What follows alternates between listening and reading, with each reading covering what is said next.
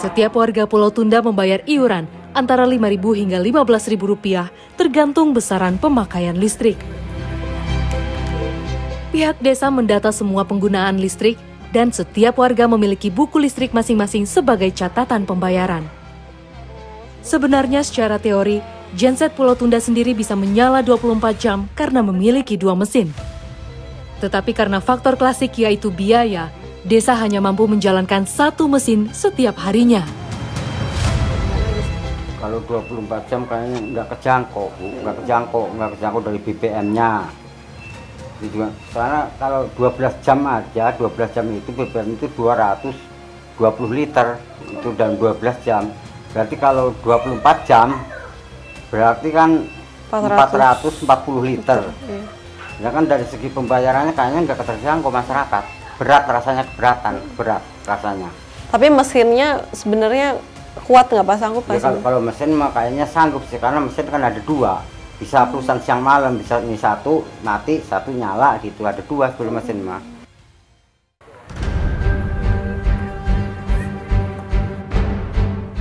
Yang mengejutkan, PLTD sebenarnya bukanlah satu-satunya sumber listrik di Pulau Tunda. Di desa warga Sara, terdapat pembangkit listrik tenaga surya atau PLTS yang sempat memberikan secercah cahaya untuk Pulau Tunda. Sayangnya, hanya sempat beroperasi 8 bulan, PLTS kini mangkrak.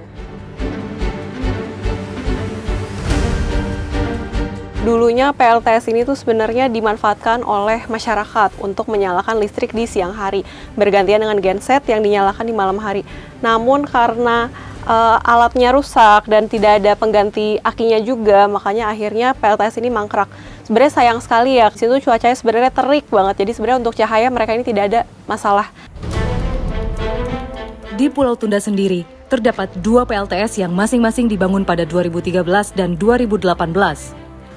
Dengan kapasitas 25 kWh, PLTS yang merupakan bantuan dari Dinas Pertambangan dan Energi Provinsi Banten sempat menyala sampai 5 tahun, meski hanya cukup untuk penerangan. PLTS kedua lalu dibangun pada 2018 dari dana alokasi khusus atau DAK dengan kapasitas lebih besar yakni 50 kWh. Tetapi, meski memakan biaya sampai 5,63 miliar, PLTS hanya sanggup beroperasi tak sampai setahun.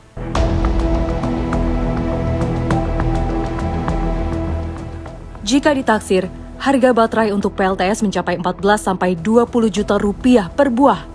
Dengan jumlah yang dibutuhkan adalah ratusan untuk kapasitas 50 kWh, maka kebutuhannya bisa dipastikan lebih dari 1,5 miliar rupiah. Sebuah angka yang tentunya tak murah untuk warga Pulau Tunda.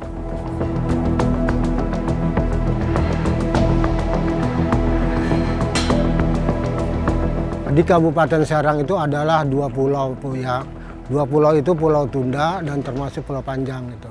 Pulau Panjang bisa PLN kok, Pulau Tunda tidak. Nah, disitulah kami merontal-rontal dalam arti kalau bahasa anak dirikan gitu untuk desa kami gitu. Padahal kami juga mengikuti aturan-aturan pemerintah dari mulai presiden ikut pemilihan, dari mulai gubernur, dewan, bupati, semua ikut untuk partisipasi dalam arti pemilu. Mengapa gitu? Mengapa Pulau Tunda diabaikan dengan berlarut-larut sampai hingga sekarang? Iya. Hasim menyebut dirinya bahkan telah meminta bantuan pemerintah kabupaten agar setidaknya PLTS bisa diganti. Meski nantinya hanya cukup untuk lampu semata, hal itu akan mampu mengurangi beban genset yang juga tak bisa dibilang murah. Untuk PLTD Pulau Tunda itu tidak ada subsidi. Untuk beli di POM itu nggak bisa, karena emang tidak ada subsidi daripada desa itu. Nah, maka kami kesulitan. Kami cuma hanya cari di agen-agen terbatas sampai di Pulau Tunda itu 9.000 sampai 9.500. Saya juga sangat mengharapkan intinya kepada pemerintah supaya bisa disubsidikan.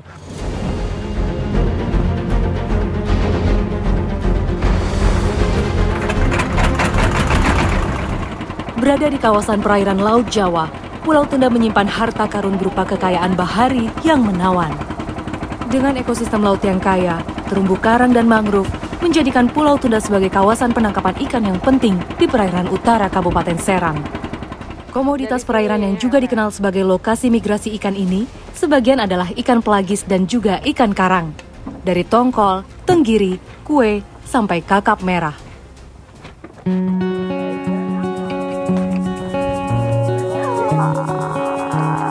Ini percobaan pertama langsung dapat ikan. Ini ikan apa ya Pak ya? Menggaru namanya. Menggaru, oh. Jadi di situ emang ikannya masih banyak banget ya Pak ya? Oke, nah ini sekarang saya mau nyoba ngambil ikan lagi, semoga dapat lagi. Ini ikan pertama.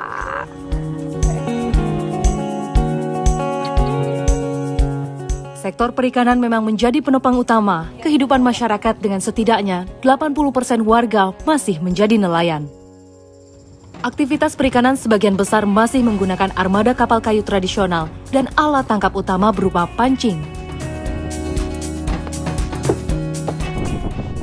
Tampaknya gede banget ya, jadinya kapal tuh bener-bener goyang kanan kiri. Pak, ini kalau Bapak emang sehari-hari kayak gini nggak mabok Pak? Udah biasa ya? Tuh bener-bener kelihatan kan naik turunnya seperti apa. Kalau Mas sendiri gimana Mas Adit? Mabok nggak Mas? Kalau kayaknya mabok deh, udah terbiasa kayaknya. Meski begitu, dengan biaya sekali melaut sedikitnya Rp150.000, terkadang tangkapan tak menghasilkan keuntungan banyak.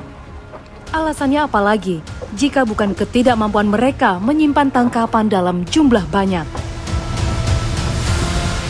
Ya ada juga sih yang punya kulkas ya kayak nelayan gitu kan, istilahnya kalau buat umpan daripada kita beli di warung itu kan lumayan juga kan, masih mau kita simpan di kulkas kalau yang punya kulkas. Kalau lampunya boleh dikatakan udah 24 jam udah nyaman kan, sebagai nelayan juga buat nyimpan ikan ada, ya kadang-kadang istilahnya buat itu juga ada kan. Ya ini makan kadang kita beli umpan, umpama dari pengepul, ya boleh dikatakan bos lah. Beli esnya di kampung, kadang nggak ada Bu. Di Pulau Tunda nggak ada esnya? Ya nggak ada kan kalau di itu, kalau bukan beli dari Karangantu. Meski punya kekayaan laut yang melimpah, nelayan Pulau Tunda memang tak mampu berkutik ketika tak ada listrik yang memadai. Bagaimana tidak? Nyaris tak ada pabrik es balok di Pulau Tunda seperti yang biasa ditemui di berbagai pelabuhan. Karena itulah, sebagian besar nelayan Pulau Tunda tak pernah melaut berhari-hari demi tangkapan yang lebih banyak. Mereka harus segera menjual ikan tangkapan ke pengepul.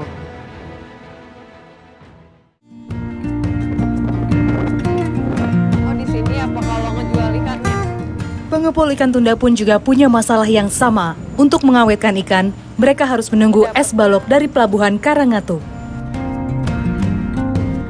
Ini kalau cold box ini berarti esnya gitu dapat dari mana? Esnya dapat dari kantor Karangantu, kita belinya es balokan.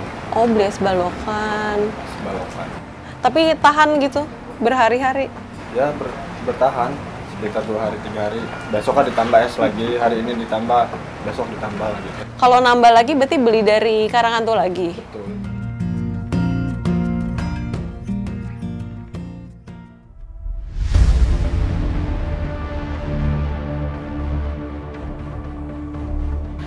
Keterbatasan listrik benar-benar membuat masyarakat harus cerdas memanfaatkan ketika aliran mulai dinyalakan.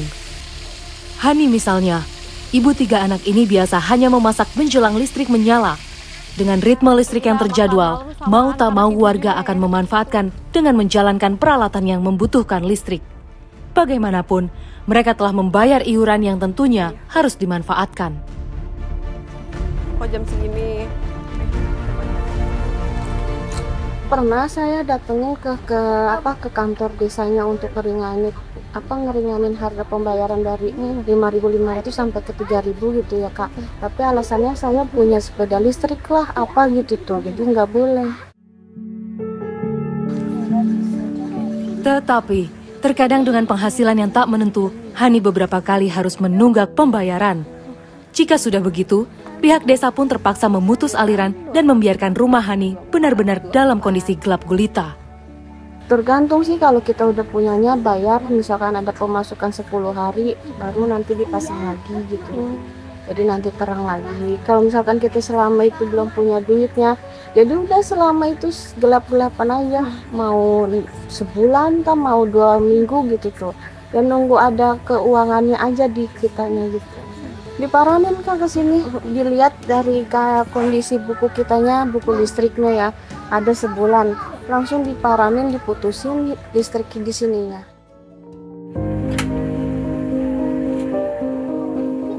Ketika listrik padam, mau tak mau Hani dan keluarga hanya mengandalkan lilin sebagai penerangan. Sungguh ironis, di saat daratan yang hanya berjarak 2 jam sudah berkutat dengan masalah transisi energi bersih, masyarakat Pulau Tunda terkadang harus mundur ke abad 19 ketika listrik baru pertama kali menyala di tanah air. Penasaran, kami pun mencoba berkeliling Pulau Tunda di malam hari untuk merasakan apa yang dialami warga. Seperti inilah kondisi malam hari di Pulau Tunda ya. Ya walaupun di aliran listriknya 12 jam, tapi malam hari setidaknya penerangan lampu jalan itu ada walaupun hanya bersumber dari tenaga surya. Seperti ini nih. Nah ini tuh lampu penerangan jalan dari panel tenaga surya dan ini pemberian dari pemerintah. Dari posisi saya berdiri, ini saya berada di dermaga ujung barat Pulau Tunda. Bisa dilihat tuh di belakang saya ada sepercik cahaya. Nah itu berasal dari PLTU Bojonegara yang sebenarnya masih dalam cakupan Kabupaten Serang juga.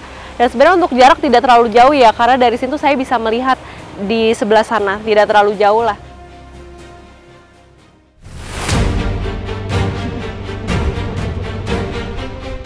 Sebagai pembanding, pulau-pulau di Kepulauan Seribu sudah menikmati listrik PLN sejak tahun 2010. Bahkan, pulau-pulau berpenghuni di Kepulauan Seribu sudah mendapat akses listrik 24 jam. Listrik Kepulauan Seribu berasal dari PLTU Muara Karang yang disalurkan melalui Gardu Induk Muara Angke dan Ancol. Pulau Besar terhubung kabel bawah laut sepanjang 90 km dan terhubung ke sistem Jawa Bali milik PLN.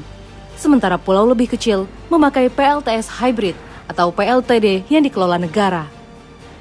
Lantas menjadi sebuah pertanyaan, Pulau Tunda yang hanya berjarak 18 km dari PLTU Bojonegara tak mendapat pasokan listrik yang memadai sampai sekarang? Target RUPTL di 2027 listrik masuk Pulau Tunda skemanya PLTS.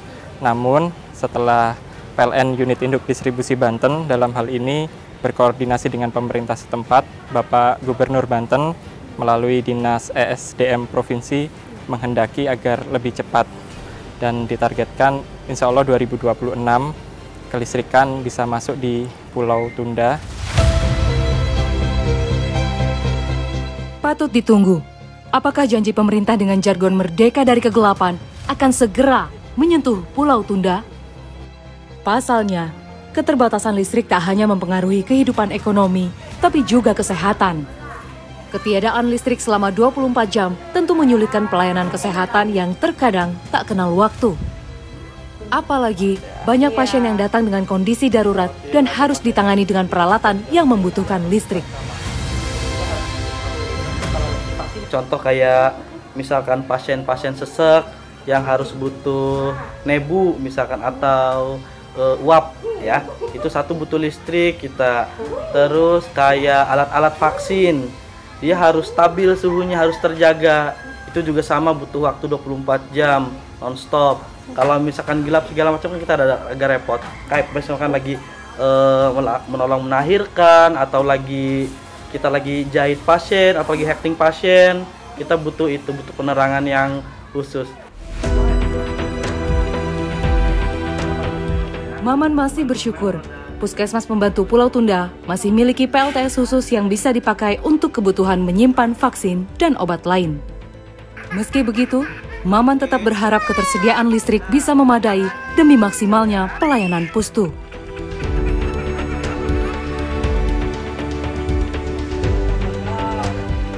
Pasalnya, permasalahan Pustu bukan hanya dari listrik semata.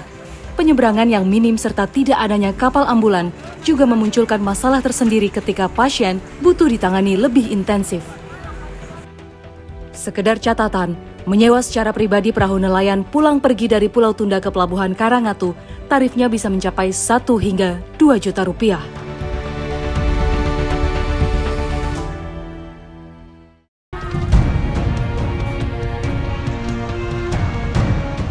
Seolah tak cukup dengan masalah listrik, transportasi juga menjadi masalah anak-anak Pulau Tunda yang ingin melanjutkan sekolah ke jenjang SMA. Di pulau ini, hanya tersedia pendidikan sampai tingkat menengah saja, itu pun dalam sistem satu atap, di mana semua jenjang berada dalam satu lokasi, baik dasar maupun menengah. Bulan yang lalu, Kepala Daerah Ibu Bupati datang ke Tunda. Pada saat itu mengawal daripada investor dari Tiongkok. Beliau mempertanyakan, kok kenapa belum ada SMA di Pulau Tunda, gitu. Nah, setelah hasil daripada kunjungan beliau, Ibu Bupati ke Pulau Tunda, maka kami diminta oleh Dinas Pendidikan 3 tahun ke belakang lulusan dari SMP N41 Atap Tirtayasa berapa? Rencananya akan ada yang namanya fasilitas pendidikan SMA atau SMK. Padahal, merujuk Permendikbud nomor 10 tahun 2020, pemerintah punya program Indonesia Pintar atau PIP untuk mendukung pelaksanaan pendidikan menengah universal atau rintisan wajib belajar 12 tahun. Salah satu pasal menyebut, program Indonesia Pintar adalah bantuan berupa uang tunai, perluasan akses, dan kesempatan belajar dari pemerintah kepada peserta didik yang berasal dari keluarga miskin atau rentan miskin untuk biaya pendidikan. PIP juga bertujuan mencegah peserta didik dari kemungkinan putus sekolah atau tidak melanjutkan pendidikan akibat kesulitan ekonomi.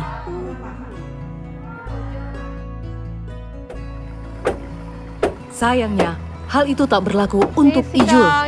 Sempat mengenyam pendidikan tingkat atas di sebuah pesantren, Ijul terpaksa kembali ke Pulau Tunda karena tak lagi mampu membayar biaya. Jadi selalu nunggak-nunggak terus. Jadi ya gimana bilang ke orang tuanya, bayaran ini nggak ada, bayaran ini nggak ada. Ya udah, jadi izin pulang, terus nggak balik lagi.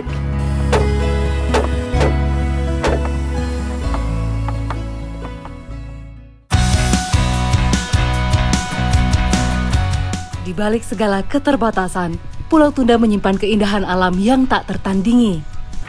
Tak hanya dikenal sebagai surga pemancing, pulau ini juga menjadi tujuan favorit para wisatawan yang ingin menikmati pesona bawah lautnya. Yang mengejutkan, banyak dari mereka yang tak tahu bahwa Pulau Tunda belum dialiri listrik sepenuhnya. Sama sekali nggak tahu. Saya pikir mungkin udah konsepnya kayak di Pulau Seribu yang akses listriknya udah ini ya. Cuma pada saat sekitar jam berapa, siang kayaknya jam 11 sampai sore jam 6 udah mati. Sedikit agak pusing ya, karena kan sekarang apa-apa dunia era media sosial ataupun apapun gadget gitu ya. Jadi pas handphonenya lagi lowbat, waduh pusing banget. Berbagai penelitian ilmiah dan pengamatan pariwisata menunjukkan kondisi terumbu karang di Pulau Tunda bervariasi dari sedang hingga baik di beberapa spot. Jenis-jenis karang keras dapat ditemukan dan menandakan lingkungan yang masih mendukung pertumbuhan karang tropis.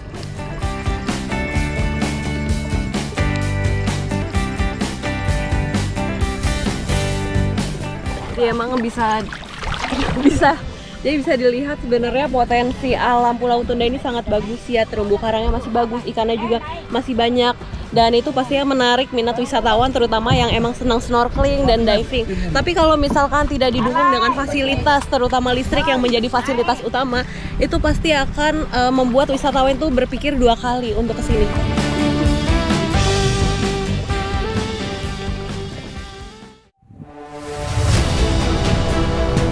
Bagaimana bisa listrik tertangani dengan tenaga surya. Memang pihak Cina itu sudah datang ke sana dan sekarang masih melakukan tahap pengkajian.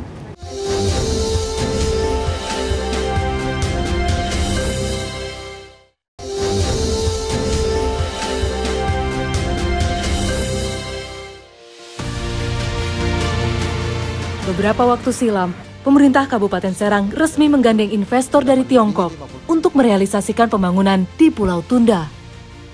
Semua itu difokuskan untuk listrik, pariwisata, dan juga rencana pembangunan pelabuhan. Kita sudah mendatangkan delegasi dari Cina, melihat potensi di sana, dan memang yang langkah pertama yang harus dilakukan adalah bagaimana menyiapkan sarana listrik. Jadi kalau listrik PLN yang menggunakan kabel itu tentunya menggunakan optik di bawah laut, itu butuh waktu lama dan besar biaya. Sehingga langkah pertama yang harus dilakukan bagaimana bisa listrik tertangani dengan tenaga surya. Memang pihak Cina itu sudah datang ke sana dan sekarang masih melakukan tahap pengkajian. Patut ditunggu bagaimana kelanjutan kolaborasi pemerintah daerah dengan model investor asing langsung atau FDI, Foreign Direct Investment. Meski tentu memberikan secercah harapan, jangan sampai investasi asing nanti justru menyisihkan warga. Perlu ditekankan suatu aturan bahwa masyarakat Pulau Tunda juga harus dilibatkan.